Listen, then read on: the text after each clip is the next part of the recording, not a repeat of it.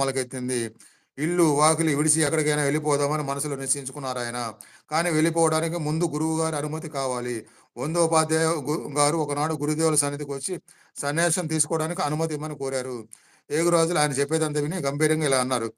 మీ జంధ్యం బరువుగా ఉందా? మీ జడ బరువుగా ఉందా? జనం మిమ్మల్ని మన్నించాలని, కొంచెం డబ్బు సంపాదన కూడా జరగాలని సాధువుగా తయారై మీ గురించి మీరు ప్రచారం చేసుకోవాలనుకుంటున్నారా? జేగురు రంగు బట్ట కట్టుకున్నంత మాత్రాన జనం సాధువులైపోయినట్లయితే గాడిదలు, గుర్రాలు కూడా సాధువులైపోవాలి. వాటిది కూడా జేగురు రంగే. మరి వాటినెందుకు సాధులని అనరు? ఈ పిచ్చి అంతా వదులుచుకోండి. సంసారంలో నుండి మీరు సంపాదించగలిగినంతలో జీవనం గడుపుకోండి. ఈశ్వర సాధన చేయండి. ఇతరుల దగ్గర దానం పట్టి జీవనయాత్ర సాగించకండి. చివరికి పాంచుకోడి వందోపాధ్యాయ గారు తల వంచుకొని వెళ్ళిపోయారు. ఈయనే ప్రగతి సాధించి కేశవానంద బ్రహ్మచారి పేరుతో విఖ్యాతులయ్యారు. భారతవర్షంలో ఆధ్యాత్మిక